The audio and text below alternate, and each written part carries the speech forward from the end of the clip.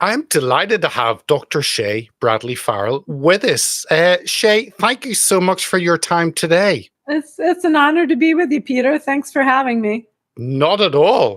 Lots to talk about. And of course, your book to start off with. Let me just let me ask you a little bit about yourself, and then we will bring up the book. And this last warning to the West, all the links are in the description. Hungary's triumph over communism and the woke agenda, because you've got some phenomenal recommendations on the back that I read those and thought, actually, I'll just give the recommendations and then that's enough. That's literally enough. With Tucker, with Lou Dobbs, with Lieutenant General Michael Flynn, and Congressman Paul Gosar. So much. We will get into that in a couple of minutes. And don't forget, Carrie Lake wrote the Ford. Trust me, we're getting to Carrie Lake. Okay. She's not on the back, but she's on the front. We're getting to Carrie Lake. I read that and thought, wow. But we'll get into the book, and the warning that is, I think, to the West, and I've been to Hungary many, many times. But Shea, firstly, with you're an expert in so many areas, in the foreign policy and aid, international development. You work directly with the Trump administration. You're regularly in the media with video appearances and lots of op-eds. And you've been instrumental, I think, in setting up CPAC Hungary, which is so needed. And of course, you head up Counterpoint Institute for Policy Research and Education. We'll get into all of those. The links are there at @drshea_DC. is your Twitter handle, and counterpointinstitute.org is the website for the work you do. And our US audience, Shea, will know who you are from your many media appearances. Our UK side probably don't. So could I ask you to take a moment and introduce yourself, especially to our UK audience? Yeah, absolutely. You know, my background is as an international development professional. You mentioned that, and a professor, an academic, traveled throughout the Middle East, Africa, some in South America, doing development work, mainly focused on helping women better their businesses, whether it was a very small business of maybe harvesting salt, once waters receded in Africa, to a very big multi-million-dollar companies, because economic development is the best, in my opinion, the best form of foreign aid, because then people really learn how to take care of themselves. And it builds great relationships between our country and other countries. So anyway, when I came to DC, that's what I was doing. But being here just for a very short time is when I finally figured out that if I did not get myself into this real battle for our freedom, that I was going to eventually lose my country and lose my freedom. So the story kind of goes on from there. But yes, I worked with an organization called Concerned Women for America. It's the largest public policy organization run by women in the U.S., and I built an international affairs department there. And I worked alongside, as you said, the Trump administration in that position, working with Secretary Pompeo and Ivanka Trump on different issues having to do with economic development and human rights. And it was a great learning place for me, and continued with policy. And I decided to start my own organization, Counterpoint Institute, because there are so few conservatives in the foreign policy realm. I only know one other development professional who is a conservative, which is very interesting. But, there was a real hole there in our policy, in our country, in the guidance and leadership of our country. And so I have focused on myself on foreign policy and national security as is my background. And we're doing quite well, Peter. So thanks for having me on again. We want to get on the book, and at the beginning, your image was mirrored. We're not going to stop it because I know your time is short, Shea. You're in very big demand because of all the work you're doing, and especially the book. And you mentioned Carrie Lake did the foreword. Let me bring up, this is an image of the book, Last Warning to the West, Hungary's Triumph Over Communism and the Woke Agenda. As I said, you've got Tucker Carlson on the back, you've got Lou Dobbs, Lieutenant General Michael Flynn and Congressman Paul Gosar, all household names, recommending what you're putting in as a call, as a warning call to the West on what Hungary has been in over its 1,000-year history. And of course, you mentioned Kari Lake has written the foreword. Maybe you begin the book talking about your trip to Hungary. You were there 2019. You talk about the first time and your experiences. I was actually, because I worked in Bulgaria for 2.5 years, and I actually was in Hungary for the first time in 1998 and many times since. And I shared the experiences you mentioned of driving through the suburbs, seeing that communism blocks, and think, wow, in Bulgaria, I got that 10 times to that degree. Really? But you've traveled extensively. Why has your heart settled on Hungary? Well, the Hungarians have a real will to survive, and I'm a survivalist also, a survivor. And so I take great pride in that, in them. I think that they're amazing. They became a Christian country over 1,000 years ago. And since then, they've had the Ottoman Turks in, the Mongols, the Habsburgs, the Nazis occupied them, the Soviet Union, and still they retain their very unique Hungarian identity. I mean, that is even reflected in the fact that no other country in the world, no other people in the world speak Hungarian, but Hungarians, right? It's very interesting.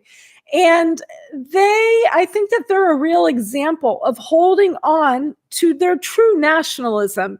And nationalism in the purest sense of the word means just pride in your own country. It's a collection of people who come together and agree on the same sort of laws and economic systems and the way we're going to do our society. That's what nationalism is. And it's been perverted, of course, by Nazis, for one.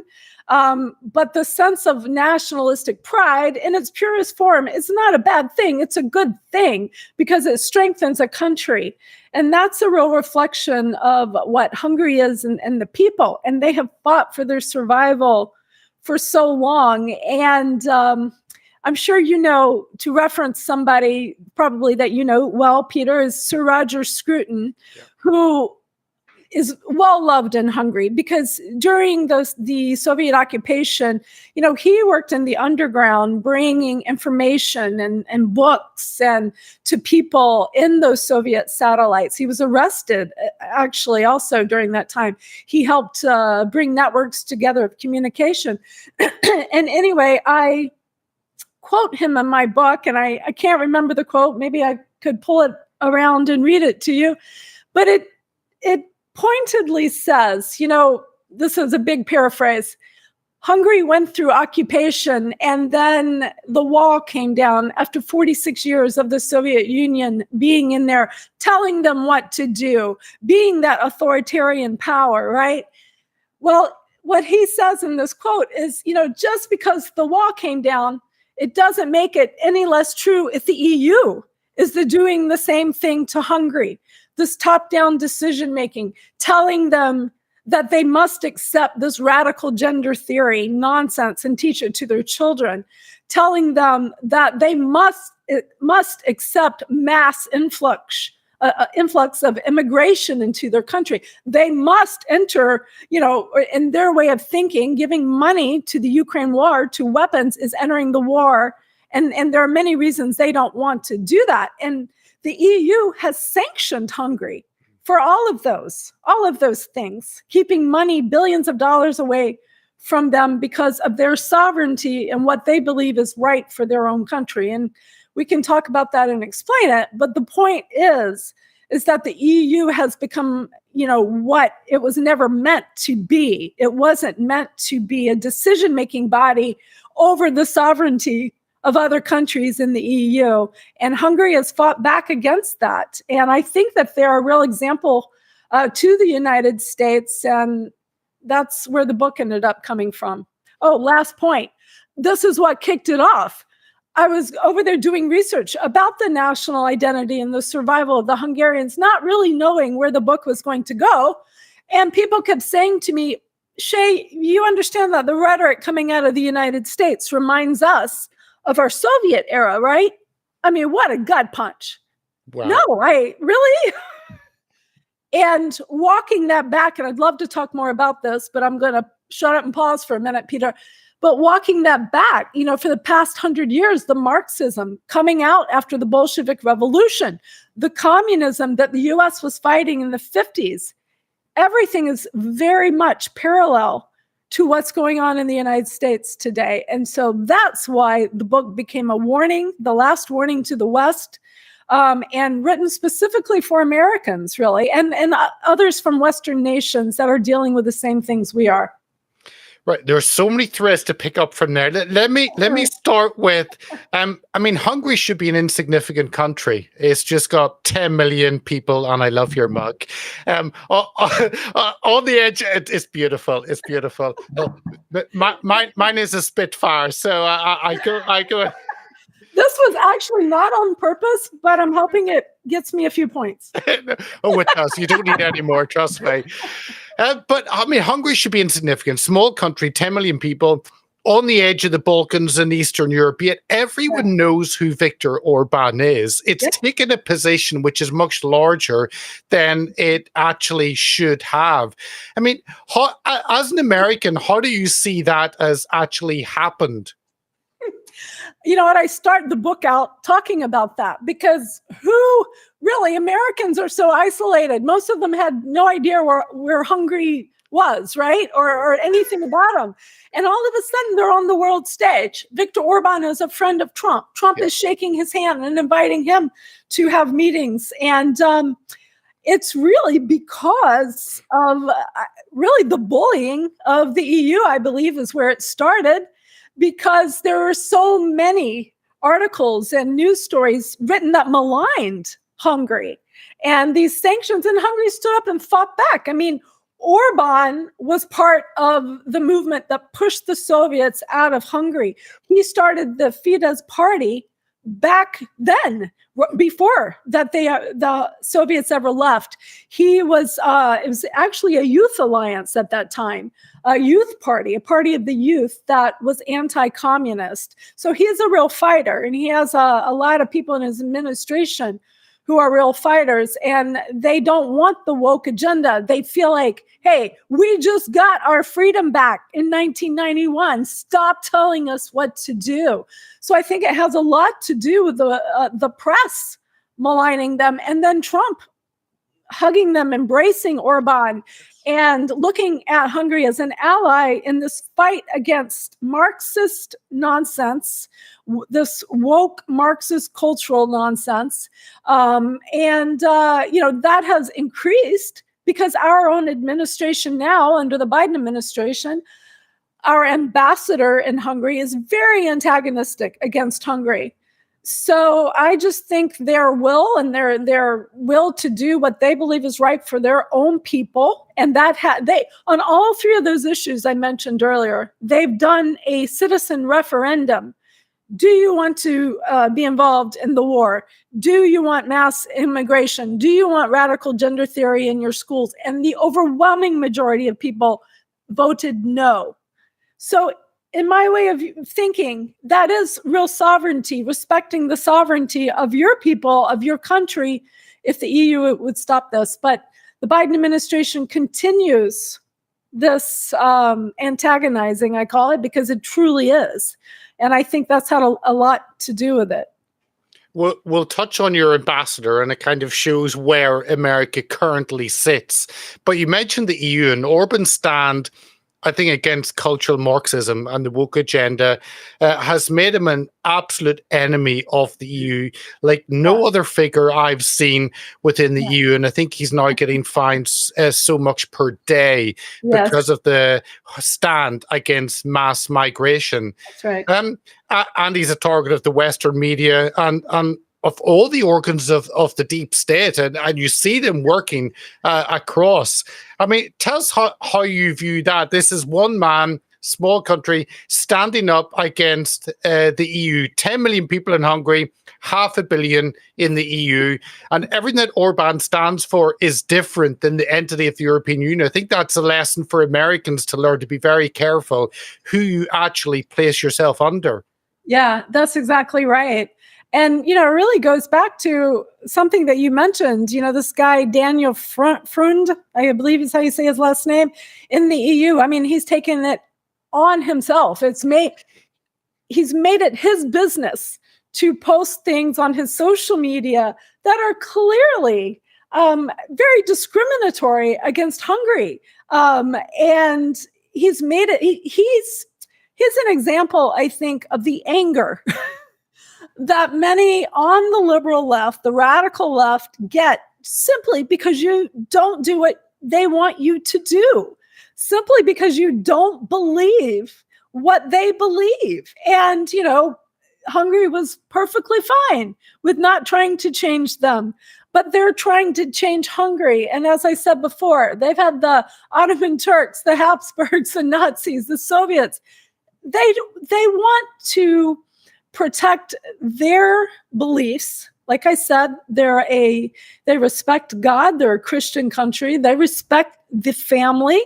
They actually put in their constitution a few years ago that the woman is the mother and the father, and the man is the father, against this gender nonsense.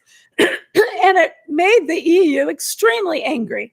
And that's been part of the problem. And so a lot of this comes from anger. But I will touch on something else you said that I worked a lot against during the Trump administration, trying to unravel the Obama years on this. The United States got way out of line on foreign aid. And what we've ended up doing, I believe it started under Obama. I don't know that it went a lot further back, but we've begun pushing our own progressive social agenda through our foreign aid with things called like being LGBT in Asia, being LGBT and whatever. And so, I wrote an article a couple months ago, and it was in Peru. That's where it was. That we are funding transgender ballroom dancing in Peru. I mean, this kind of nonsense, instead of real help, real development help, humanitarian help, we are pushing our social progressiveness. I always do this because it's actually backwardsness onto other countries. And in my job, for years now, I've had people come from Africa, from the Middle East, from Eastern Europe, from South America, come and say to me, can you help us? Because your country has told us we can't have this money unless we do this, which is against our religion, whether it's something that's promoting abortion, promoting homosexuality. It's not what our people want to do, but your country is pushing this. And it's a real problem. And we're doing it again under the Biden administration. And that's what's going on in Hungary and other countries for sure, all over the world. And I'm sorry. I apologize. Well, actually, that fits into what the EU and the UK are doing, that we tie a lot of our aid, especially to abortion being healthcare, and you need to abort as much as you can, and the whole LGBT agenda, especially in the education and media. So we are doing exactly the same. But you mentioned the ambassador, and you talk about him being a big advocate and representative of LGBT community. And that must be a slap in the face to a country that is a conservative Christian country. And the left put that in place. Obviously, Biden put him in place purposefully, knowing that we are going to push our agenda as America, and it's irrelevant to what you think. But we have exactly the same issues in the EU and UK, pushing that agenda on developing countries. Yeah, and it's stepping out of line. It's stepping over the sovereignty of other countries, over their religious freedom, over their scientific freedom when you get down to the transgender stuff.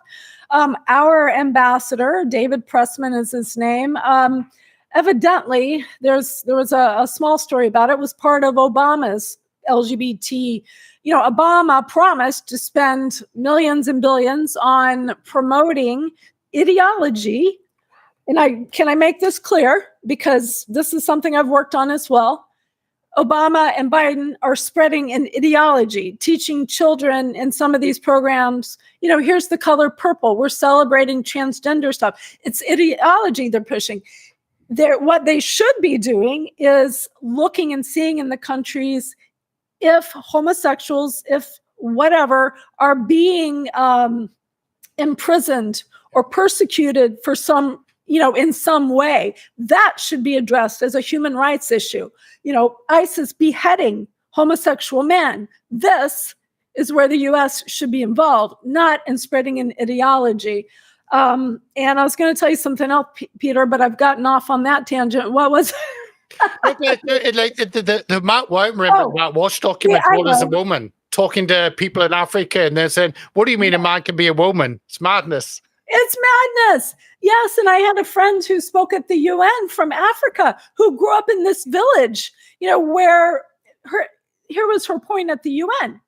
We need roads so I can get my children to the doctor. We need hospitals. We need water where we live. We don't need abortion. That's not development. Going back to our ambassador. So first of all, he helped Obama with this. Second of all, in his confirmation hearing, he was already calling Hungary a democratic backsliding country, aligning them with China and Russia. And if you look at his social media, most of this is because of the LGBT thing. And he promotes that agenda far more than anything else on his social media. He's militant about it. He's hung up and obsessed on it. He is married to a man. He has 2 little boys, I believe, with this man. Now, I've spent lots and lots of time in Hungary, been there many times at this point. I've seen homosexuals walking around. Nobody cares if that's what you want to do. But he was put in there as an antagonizing aspect for his beliefs alone and, his obsessive promotion of it. And the real thing that clinches this is that he uses that to say that Hungary is backsliding in democratic values, that Hungary is a human rights abuser. There is no put your finger on anything that Hungary has done to abuse human rights. In fact, ironically, I think this was on the Human Rights Council Committee, whatever the name of the organization website, this uprising of LGBT people in Hungary. So, it's terrible because Hungary is oppressing them because here's this uprising. Well, the point, that I was trying to make during this time was these people have the freedom to uprise and say we don't like things. That's a democratic society. So what's happening is the Biden administration wants everybody to agree with them. That's the real issue. If you don't agree with them, then you're a human rights abuser. And it's wrong. It's deceptive, and it's taking the focus off of real needs, around the world that the U.S. could be focused on. I know exactly. A key part of the book, you go through Hungary's history from its establishment in the 9th century. So you get 1,000 years of history all the way up to the Ottoman Empire, 1800s. You go up to communism in the 1900s, and how Hungary was able to overthrow that along with the rest of Eastern Europe. And that's 1,000-year history. It's 4 times longer than the US has been there, and they fought for their national identity over that time. It does seem as though Hungary is a kind of roadmap for successfully preserving your national identity. Is that what you've seen in your time looking at Hungary? Yeah, I believe so, Peter. And, I did interviews for the book, some with senior government officials and some with just regular people out in the country. And there was an older gentleman I talked to in his late 80s that had been there during the Soviet siege of Budapest, where they fought against the Nazis and pushed the Nazis out. He was just a little boy at the time. And he and his family were in one of the basements there where the castle is, near where the castle is in Hungary. And, he recounts some really terrible things, like the soldiers raping women, just as a matter of method, even to keep the people pressed down. But, I asked him, in fact, he had this great attitude, and he had lived most of his life, right, up until, most of his life up until 1991 under Soviet occupation. And I asked him, how is it that Hungarians are still so positive? How is it that they still hold so fast to their family? Because the Russians, the communist ideology was to divide people from family, to divide people from religion, to divide people from their national identity. They took Hungarians' holidays away from them, their national holidays. They told them they had to take crosses down off the walls and put the communist leader pictures up there. These are just some small examples.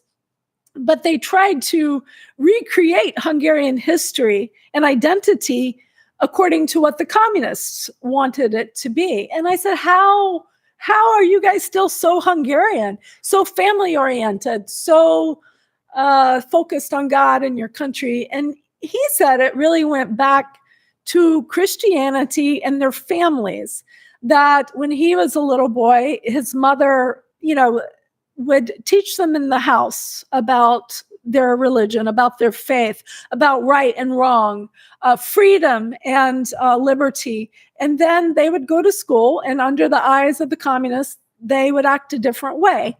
But always at home, it was still being imparted to them, the national identity of the Hungarians, their freedom, the importance of their sovereignty. And I had some other gentlemen that were older say pretty much the same thing. So I think it's something. I think it's that, and I think it's this will to survive. They've been through it for centuries, and they keep having to do it. And as somebody said to me, or a few people said to me, is that America doesn't remember what it's like not to be free. We've been around, like you said, a lot less time than Hungarians have. And they were dealing with this until recent history, 1991. So there are many people still alive that remember what it was like under the sovereignty of the Soviet Union. Oh, completely. And you talked about faith, and I think the position of God is quite central. And of course, the EU have rejected God, and whenever they wrote the Constitution, they specifically and purposely removed any references to Christian history in Europe and any reference to God. And that puts it at odds with Hungary. I mean, there are many nations in Europe that are still very strongly, devoutly Christian. You've got Malta, Finland, Austria, Bulgaria, where I lived, and the Orthodox Church there is very strong. Italy, well known for their strong faith. Slovakia, you go to Greece, and the Orthodox Church is so strong. Greece. But the sad thing, I guess, none of those countries have an Orban. But how do you look on it as an American, where Christianity is still a central part? I think times are changing. How do you look on it in not only Hungary, but many of those countries across Europe where faith, where your relationship with God is quite central in culture, not necessarily in politics? I mean, how did you see that as an American, as a Christian? In relating it to Hungary, you mean, or in Europe? Yeah, just generally your time there, and how you, as a Christian, as a conservative, and your parts of Hungary and Europe that are traditionally Christian, and yet the leadership doesn't necessarily represent that. But Hungary does seem to be different. They say that they're a Christian nation. I mean, even the government will say that. It's not, it's not like a theocracy or anything like that, but they're very proud of the fact that 1,000 years ago, King István made them the easternmost Western country of the empire, Holy Roman Empire. and they took on Christianity. He thought it would be good for the alliances and the economic prosperity of Hungary, and they've continued to hold on to that. My experience going through Europe is sometimes I'm very surprised at how there are many people there that still have a real relationship as Christians with Jesus Christ. They have a real relationship as Jews with God. And they're really holding fast those principles. In other places that I've been, I think I've been a little bit disappointed that the religion has turned in sort of this secular kind of religion. Like, this is what our morals are based on, yet we're not really practicing any sort of religion where we are saying there is a power that's more important than we are. And while I still think that it's good that some societies are still based on this moral understanding of Christianity or Judaism, I'm concerned that generations will go by if people are not actually practicing that religion, reading their Bibles, praying. The generations will go by, and even that moral foundation will slip away. Am I explaining that right? No, you are. You're right. There is a disconnect between the history and people's personal relationship with Jesus, and you see the church, especially in the Nordic countries, in Germany, and many parts, have become woke and have abandoned that clarion call they should have. But yet, many parts of Eastern Europe still hold on to that, and Christianity, whether that's a personal relationship with Christ, part of it is cultural Christianity, but that is still embedded in the culture, where in many other parts of Europe that's been rejected. That's exactly right. But what I'm concerned about is that in those places where it's still based on Christianity, if people still are not praying and reading their Bibles and learning what their religion is and what it should mean to them in their lives, that eventually that moral fabric will leave. And I think that is what is happening in America, is so few people are going to church now as generations ago. So few people think about praying when they have a problem, before they go off and do whatever it is. And we've gotten to the point where cutting children's body parts off is okay. That is moral depravity. So that's what I'm concerned about, Peter. I've seen it happen here. And I actually, I was talking to, I think it was a government official, yes, about this. Like, are you concerned that the secular, because this person even said to me, it's more of a secular religion, secular Christianity. It's like a foundation of it. And that was just his point of view. There are other people that were practicing.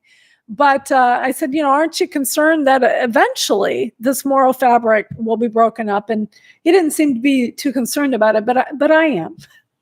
I agree. Whenever the church begins to promote and advocate abortion and sexualization of children, you know that we are in a difficult, dangerous pit. And I get that. We need a huge revival.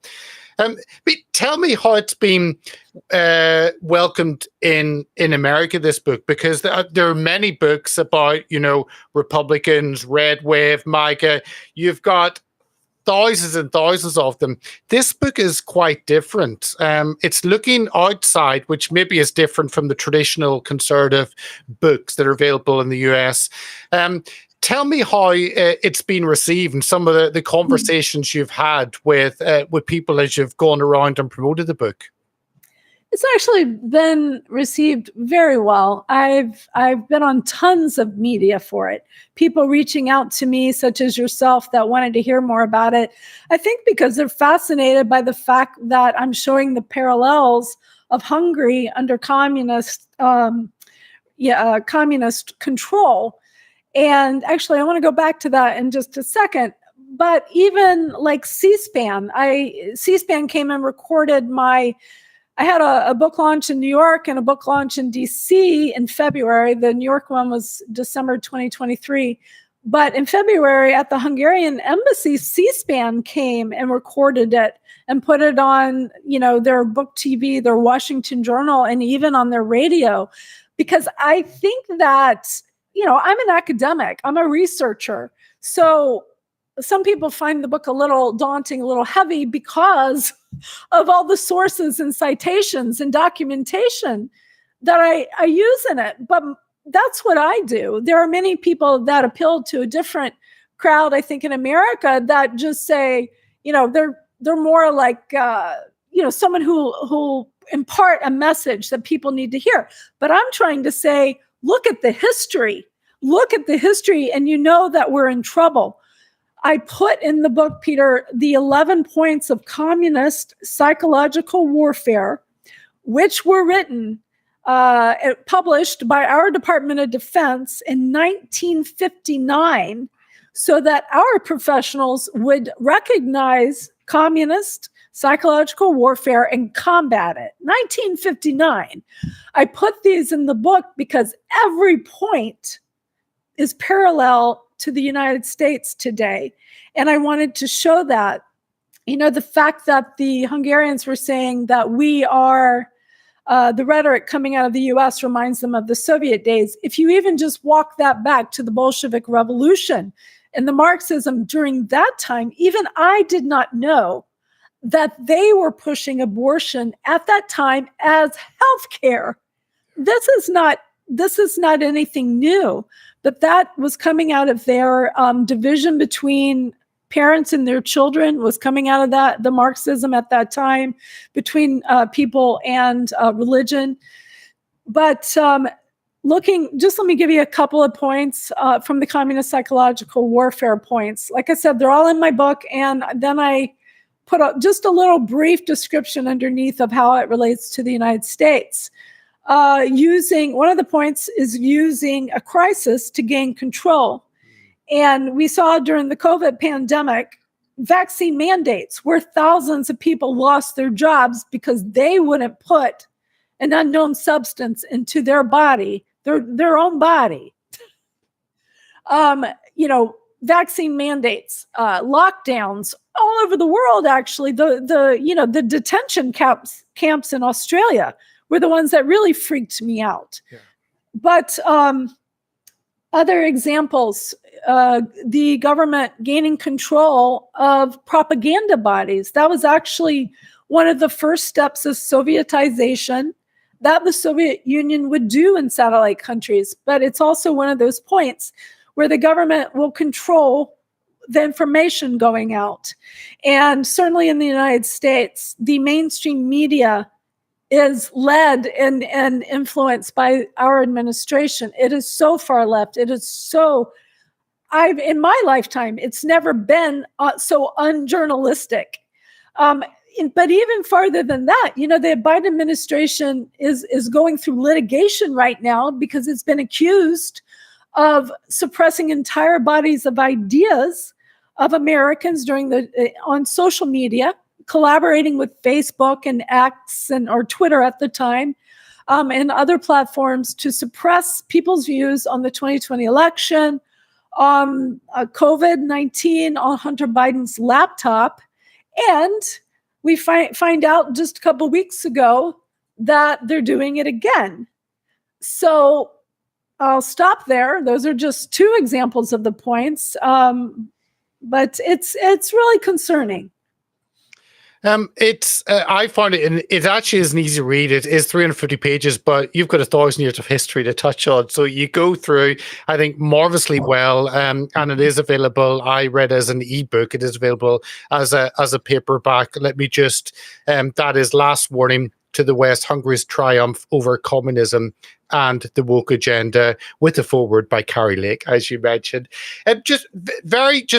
Very last point on CPAC Hungary, because it's been fascinating, your involvement with that, and I think that brings it's a fascinating connection between Hungary and the US, because it's the first time CPAC has launched in Europe, and I think Hungary is a fantastic country to start that in. And maybe just end off just mentioning that, because that brings up to the current present tense and also shows that bridge between Hungary and America, which I think can be key whenever Trump regains the White House. Yeah, I think it's a good point. So CPAC Hungary started 3 years ago. I spoke the first 2 years. I wasn't able to go this year. But the organization that started CPAC Hungary is the same organization that published my book, the Center for Fundamental Rights. They're a conservative think tank there in Hungary. And I was a fellow for them for about a year and a half, senior fellow. And it was a great experience. And they have done a fantastic job with CPAC Hungary. Strange that there's no other CPAC in Europe. But they really set out to build collaboration between countries and certain aspects of the countries that were conservative. And they've done a fantastic job with that because, they've also built relationships in Spain, in Italy with different conservative organizations. And we see that all over the world now. In fact, we go back a couple of weeks ago, it seemed that the EU in the elections for the European Parliament went a bit to the right. Yes. So I do believe that things going on like CPAC Hungary help influence that. And, I have conservative friends now down in Argentina and in Italy and, like I said, Spain and Hungary and all these different places. And we collaborate together, help each other, support each other.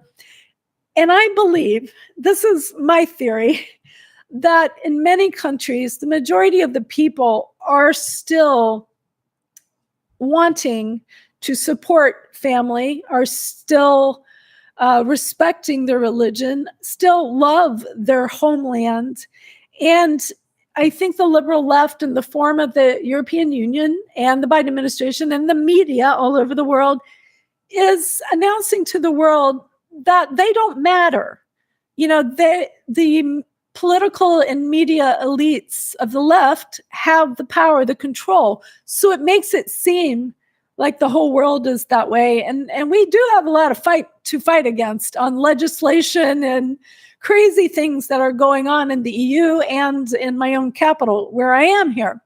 But I just believe that people all over the world need to know there are sane people out there working for these foundational principles, because Europe was also founded on Christian principles.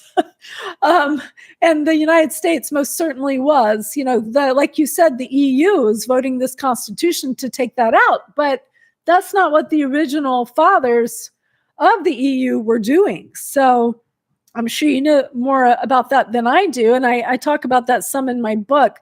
But it's this real change from humility before a higher power in your lives to thinking that you can do it all yourself. You're giving yourself your rights now, these rights that God have given us.